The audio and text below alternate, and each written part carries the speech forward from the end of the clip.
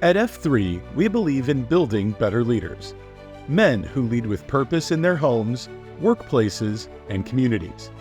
Our QSource is your guide to this journey. It's a practical tool that focuses on 4 key areas: leading yourself, leading others, building strong teams, and creating a lasting legacy. Whether you're looking to improve your personal habits, strengthen your influence, or leave a meaningful impact, the QSource provides actionable principles to help you lead right and live right. Join us in transforming leadership one step at a time. Queen. QSource Chapter 1.3, read by Koala. The daily discipline over what is put into the body. Man does not stay fit through exercise alone. The queen is an integral guardrail in the hymn's pursuit of proper personal alignment. As with chess, if the queen is taken off the board, it is not long before the king finds himself checkmated.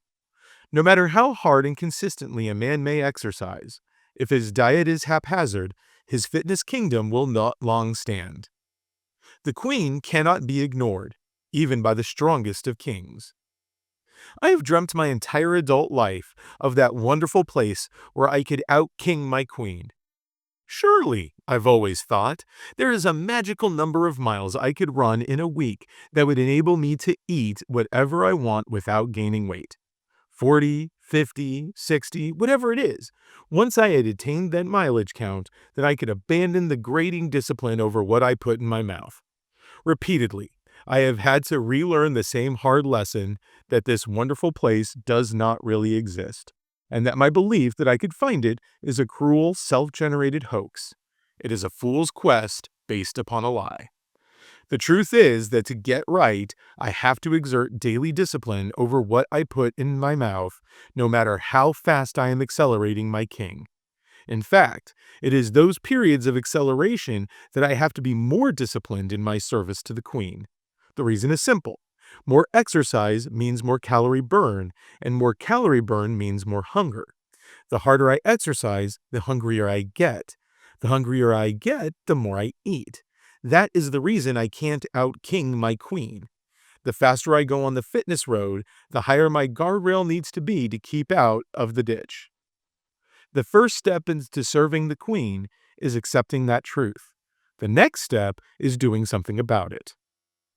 Portion control is the key to weight control. It is tempting to believe that some foods are bad for us, that if it tastes good, we should spit it out. But the hymn is not an ascetic living in a monastery. He knows that while what he eats may often be outside of his control, how much he eats is always his responsibility. Besides, if it takes too much time to learn the nutritional science required to properly demonize some foods for the glory of others, it's far more realistic, and thus effective, to simply accept that if the Sky Q saw fit to put something edible within our reach, he must have intended for us to eat it, just not so much of it. In other words, all food is good. The problem is one of portion and balance. The Neolithic Revolution began about 10,000 years ago. That was when man discovered agriculture, which led to the wheel and then the ability to write. Since then, recorded human history has been driven primarily by man's effort to reliably feed himself. Even today, there are parts of the world that suffer from periodic famine. But not in America in the 21st century. Here and now, we have solved the age-old dilemma of hunger and replaced it with a wholly new problem: obesity. Think about what a time traveler from 1870 would have to say about the drive-thru window at McDonald's. In this day, 80% of the American population farmed. That means that only 2 out of every 10 people did not spend their day in pursuit of putting food on the table. Today, that effort only requires 2% of the American population. Now, the overwhelming majority of us can feed ourselves, walking 10 steps to the car, driving to a window in the side of a colorful building, and exchanging $6 for 1,500 calories. The time traveler would likely think this to be wonderful, incredible. To him, McDonald's would appear to be the answer to a dream, the solution to everything that has bedeviled man since the dawn of time. But that would only be his first thought, His second thought should be that there seems to be a lot of fat people rolling through that drive-through lane, more fat people than he had ever seen back in 1870.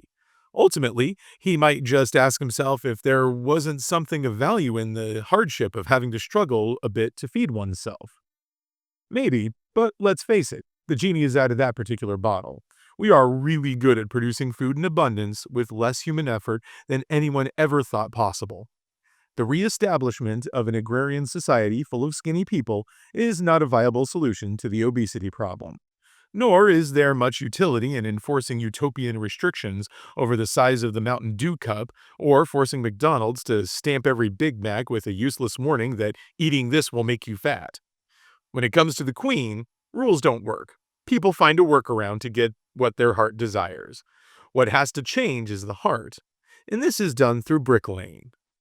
Bricklaying is the formation of positive habits. Here, the habit of portion control and balance.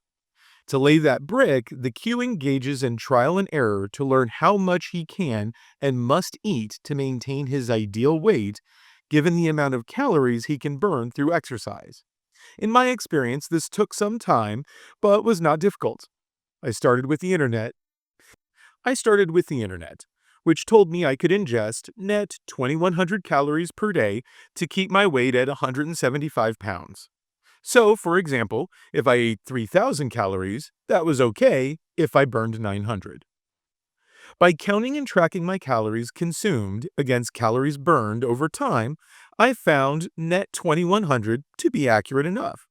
If I went under 2,100, I lost weight over time. But if I exceeded it, I gained weight over time. But if I stayed consistently close to net 2,100, my weight fluctuated around the mean a bit every day but remained steady over time. The daily fluctuations I attributed first to the fact that my body is dynamic, complicated, and not subject to exact measurement. Secondly, the data isn't exact, particularly calories burned, which I calculated with my Garmin. I found that it seemed to undercount calories burned during a boot camp type workout, which is what I do half the time, but the bottom line is that I found net 2,100 to be an accurate enough foundation to set my brick on. At net 2,100, I can maintain my ideal weight of 175 pounds. Obtaining the knowledge I needed to practice portion control was something I did internally, by myself, like a science experiment I conducted with my own body, that I found to be an easy part of serving my queen. The hard part is what came next, and that is daily discipline of doing it. For that, I need help. Weight control requires accountability.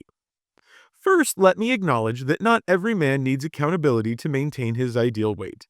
Some men are ectomorphs, who can't gain weight even if they want to.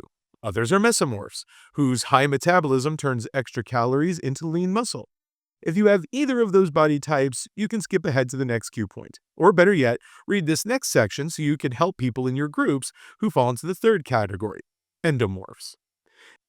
Endomorphs are men, like yours truly, whose bellies make great body fat storage units.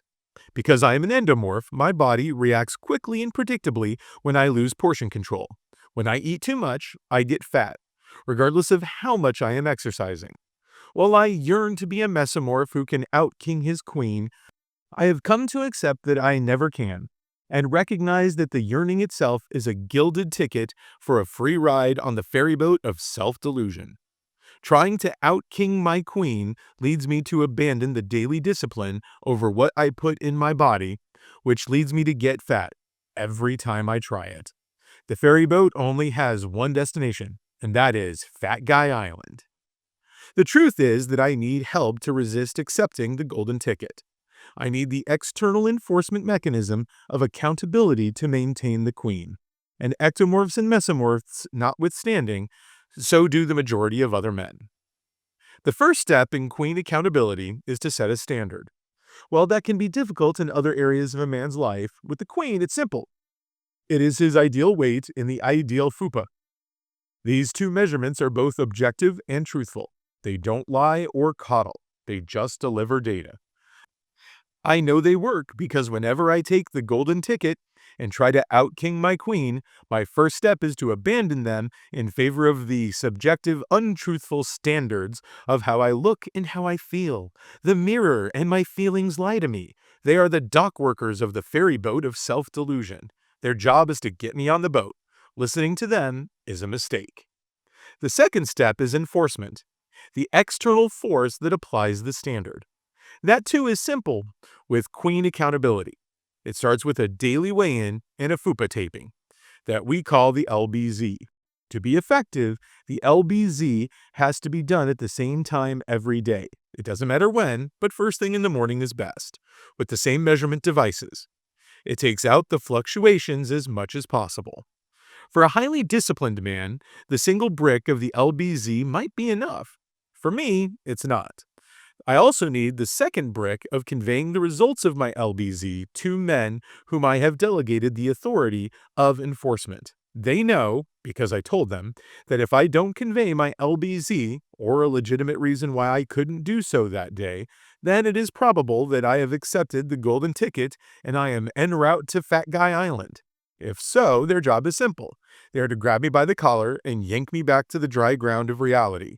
The harder the yank, and the closer I still am to the dock, the better.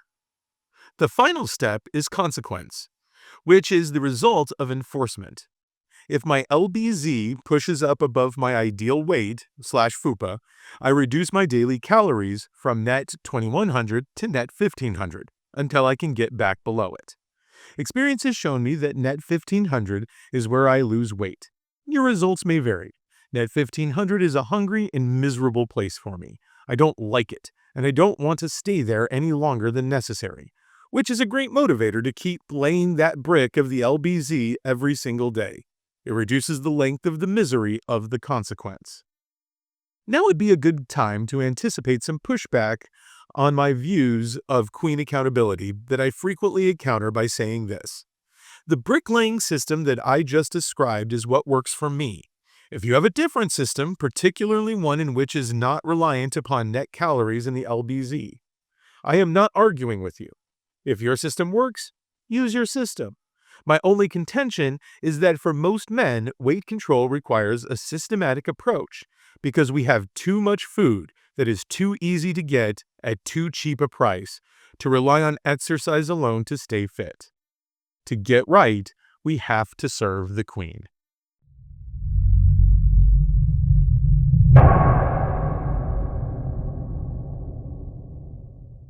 One, two, three. Lean!